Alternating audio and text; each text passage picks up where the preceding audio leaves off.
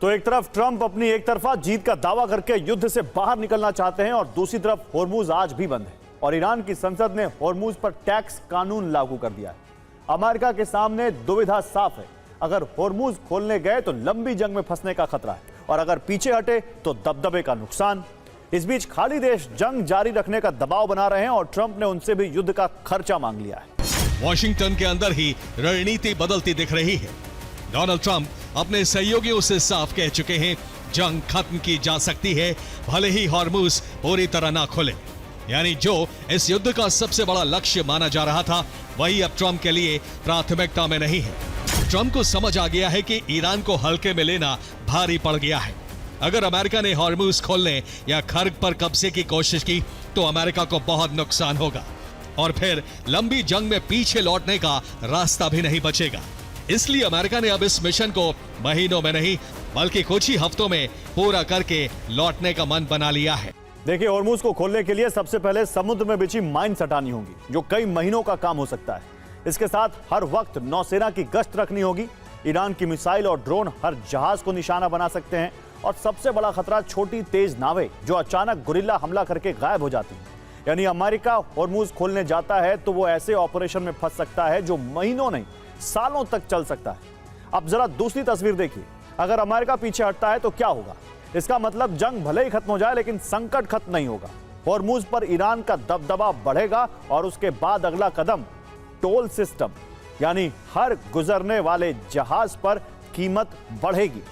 इसका सीधा असर तेल की सप्लाई पर पड़ेगा और कीमतें भी बढ़ेंगी। इसका मतलब सिर्फ आर्थिक झटका नहीं बल्कि खाड़ी देशों की सुरक्षा पर भी खतरा बढ़ेगा और सबसे बड़ा असर अमेरिका की साख पर पड़ेगा। वॉशिंगटन से आ रही रिपोर्ट्स कह रही हैं कि अमेरिकी राष्ट्रपति डोनाल्ड ट्रंप ने अपने सलाहकारों के साथ अरब की जंग को लेकर साफ साफ आकलन किया है।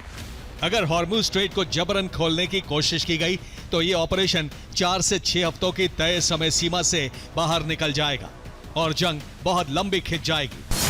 इस बीच ईरान की संसद ने होर्मुज पर फीस लगाने के प्रस्ताव को मंजूरी दे दी है। यानी अब हर जहाज को होर्मुज से गुजरने के लिए कीमत चुकानी होगी। इसका असर सीधे तेल की सप्लाई और कीमतों पर पड़ेगा। ट्रंप चाहते हैं अरब देश भी इस जंग की लागत में हिस्सेदारी करें।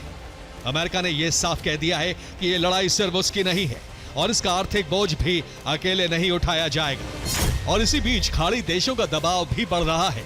सऊदी अरब और यूएई चाहते हैं कि जंग अभी खत्म ना हो, क्योंकि उनके मुताबिक ईरान अभी पूरी तरह कमजोर नहीं हुआ है, जबकि ओमान और कतर डिप्लोमेसी पर जोर दे रहे हैं। और देखिए, सिर्फ जंग ही नहीं बदली, 30 दिनों में ट्रंप के बयान भी पूरी तरह बदल गए। 2 मार्च को उन्होंने दावा किया कि हम आसानी से जीतेंगे, फिर 9 मार्च को बयान आया कि हमने जंग जीत ली। 12 मार्च को ट्रंप कहते हैं ट्रंप की टोन और आक्रामक हो गए और वो कहते हैं कि ईरान खत्म होने वाला है। लेकिन अगले ही दिन 13 मार्च को ट्रंप का बयान बदल गया और कहा कि जल्द जंग खत्म होगी। 23 मार्च को फिर नया मोड़ आया, कहा कि अच्छी बातचीत चल रही है। 24 मार्च को ट्रंप एक कदम और आगे बढ़े और कहा कि ईरान के साथ डील की जमीन तैयार हो गई। और अब 30 मार्च को ट्रंप कह रहे हैं कि होर्मुज उनकी प्राथमिकता में नहीं है। यानी 30 दिनों में कहानी पूरी तरह पलट गई है। अब सवाल है कि यह ट्रंप की बदलती रणनीति है या बदलती मजबूरी। ईरान जंग में हर रोज अमेरिका के 100 से 200 करोड़ डॉलर खर्च हो रहे हैं।